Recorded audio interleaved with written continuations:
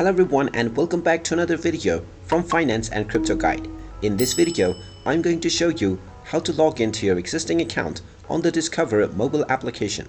So let's get started right away. First of all, if you have already installed the Discover application, go ahead and open it up. And now you will be taken into the home page. Now from the home page, you will see the login as well as the register and open an account button.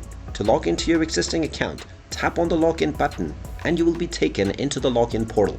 Now within the user ID page, just type in your user ID and then enter your password within the password box.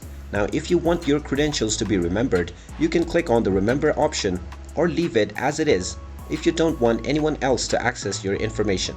You can also choose which kind of account you want to log into, so click on the login button alongside the password option to choose your account type and directly log in. Or you can also click on the login button at the bottom section. And now you will be logged into your existing account on the Discover application. And there you have it. That is how easy it is to log into your existing account on the Discover mobile app. If you find this video helpful, make sure you hit that like button and subscribe to our channel if you haven't done so already.